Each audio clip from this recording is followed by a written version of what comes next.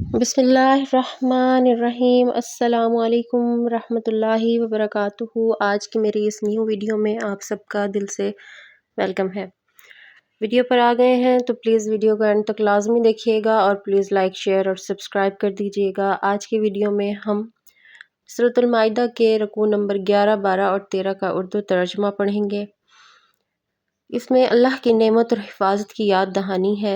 اس میں مسلمانوں کو خاص طور پر مخاطب کر کے یاد دلوایا گیا ہے کہ جب دشمنوں نے ان پر ہاتھ اٹھایا تھا، نقصان پہنچانے کا ارادہ کیا تھا، تو اللہ نے ان کے ہاتھ روک دیے تھے۔ یہ آیات مسلمانوں کو اللہ پر توکل، بھروسہ کرنے اور اس کے احکامات کی پیروی کا درس دیتی ہیں۔ اینڈ تک ساتھ رہیے گا۔ چلیے شروع کرتے ہیں۔ اے ایمان والو، اللہ تعالیٰ نے جو چیزیں تمہارے واسطے حلال کی ہیں ان میں لذیذ چیزوں کو حرام مت کرو اور حدود سے آگے مت نکلو۔ بے شک اللہ تعالیٰ حد سے نکلنے والوں کو پسند نہیں کرتے۔ اور خدا تعالیٰ نے جو چیزیں تم کو دی ہیں ان میں سے حلال مرغوب چیزیں کھاؤ اور اللہ تعالیٰ سے ڈرو جس پر تم ایمان رکھتے ہو۔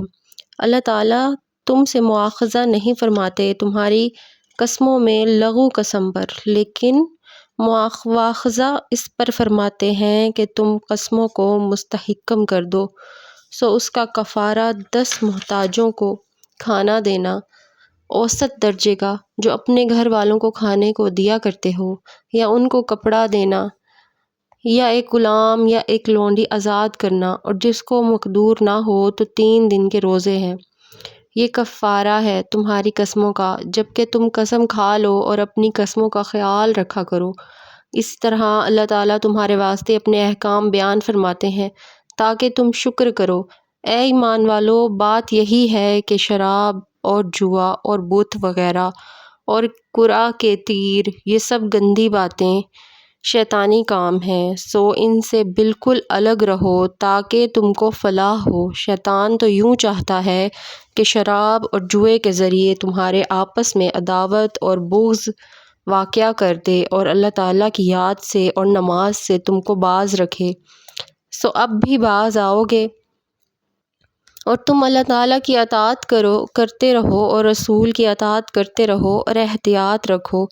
اور اگر اعراض کرو گے تو یہ جان رکھو کہ ہمارے رسول کے ذمے صرف صاف صاف پہنچا دینا تھا، ایسے لوگوں پر جو کہ ایمان رکھتے ہوں اور نیک کام کرتے ہوں۔ اس چیز میں کوئی گناہ نہیں جس کو وہ کھاتے پیتے ہوں، جبکہ وہ لوگ پرہیز رکھتے ہوں اور ایمان رکھتے ہوں اور نیک کام کرتے ہوں، پھر پرہیز کرنے لگتے ہوں اور ایمان رکھتے ہوں، پھر پرہیز کرنے لگتے ہوں اور خوب نیک عمل کرتے ہوں، اور اللہ تعالیٰ ایسے نیکوکاروں سے محبت رکھتے ہیں۔ اے ایمان والو، اللہ تعالیٰ قدر شکار سے تمہارا امتحان کرے گا، جن تک تمہارے ہاتھ اور تمہارے نیزے پہنچ سکیں گے، تاکہ اللہ تعالیٰ معلوم کر لے کہ کون شخص اس سے بن دیکھے ڈرتا ہے۔ سو جو شخص اس کے بعد حد سے نکلے گا اس کے واسطے دردناک سزا ہے۔ اے ایمان والو، وحشی شکار کو قتل مت کرو جبکہ تم حالت احرام میں ہو، اور جو شخص تم میں اس کو جان بوجھ کر قتل کرے گا تو اس پر پاداش واجب ہوگی جو کہ مساوی ہوگی اس جانور کے جس کو اس نے قتل کیا ہے، جس کا فیصلہ تم میں سے 2 معتبر شخص کر دیں، خواہ وہ پاداش خاص چوپایوں سے ہو بشرطے کہ نیاز کے طور پر کعبہ تک پہنچائی جائے، اور خواہ کفارہ مسکینوں کو دے دیا جائے، اور خواہ اس کے برابر روزے رکھ لیے جاویں تاکہ اپنے کیے کی شامت کا مزہ چکھے۔ اللہ تعالیٰ نے گزشتہ کو معاف کر دیا، اور جو شخص پھر ایسی ہی حرکت کرے گا تو اللہ تعالیٰ انتقام لیں گے، اور اللہ تعالیٰ زبردست ہیں، انتقام لے سکتے ہیں۔ تمہارے لیے دریا کا شکار پکڑنا اور اس کا کھانا حلال کیا گیا ہے، تمہارے انتفاع کے واسطے اور مسافروں کے واسطے، اور خشکی کا شکار پکڑنا تمہارے لیے حرام کیا گیا ہے تب تک تم حالت احرام میں ہو، اور اللہ تعالیٰ سے ڈرو جس کے پاس جمع کیے جاؤ گے۔ خدا تعالیٰ نے کعبہ کو، جو کہ ادب کا مکان ہے، لوگوں کے قائم رہنے کا سبب قرار دے دیا، اور عزت والے مہینے کو بھی، اور حرم میں قربانی ہونے والے جانوروں کو بھی، اور ان جانوروں کو بھی جن کے گلے میں پٹے ہوں، یہ اس لیے تاکہ تم اس بات کا یقین کر لو کہ بے شک اللہ تعالیٰ تمام آسمانوں اور زمین کے اندر کی چیزوں کا علم رکھتے ہیں، اور بے شک اللہ تعالیٰ سب چیزوں کو خوب جانتے ہیں۔ تم یقین جان لو کہ اللہ تعالیٰ سزا بھی سخت دینے والے ہیں، اور اللہ تعالیٰ بڑی مغفرت اور رحمت والے بھی ہیں۔ رسول صلی اللہ علیہ وآلہ وسلم کے ذمہ تو صرف پہنچانا ہے، اور اللہ تعالیٰ سب جانتے ہیں جو کچھ تم ظاہر کرتے ہو اور جو کچھ پوشیدہ رکھتے ہو۔ آپ فرما دیجئے کہ ناپاک اور پاک برابر نہیں، گو تجھ کو ناپاک کی کثرت تعجب میں ڈالتی ہو، تو خدا تعالیٰ سے ڈرتے رہو اے عقل مندو، تاکہ تم کامیاب ہو۔ صدق اللہ العظیم۔ ان آیات میں اللہ تعالیٰ نے بنی اسرائیل سے جو پختہ عہد لیا تھا اس کا ذکر ہے، جس میں 12 نقیبوں کا انتخاب کیا گیا تھا۔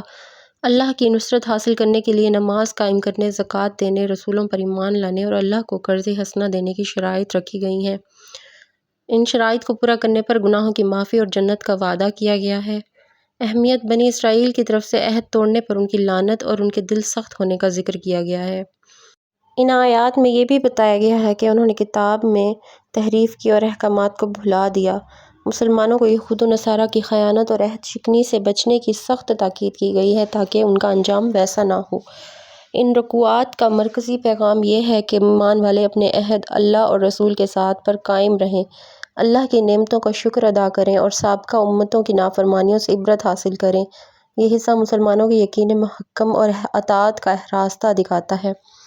اللہ پاک ہمیں قرآن پاک کو سمجھ کر پڑھنے کی صلاحیت عطا فرمائے، آمین۔ انشاءاللہ اگلی ویڈیو میں آپ سے ملاقات ہوگی، تب تک کے لیے اللہ حافظ، فی Aman Ullah, stay connected, stay blessed, جزاکم اللہ خیر۔ ایک تنبیہ کی گئی ہے جس میں یہ بتایا گیا ہے کہ انہوں نے کتاب یعنی توریت میں تحریف کی اور احکامات کو بھلا دیا۔ مسلمانوں کے لیے سبق بھی ہے کہ مسلمانوں کو یہود و نصارہ کی خیانت اور عہد شکنی سے بچنے کی سخت تاکید کی گئی ہے۔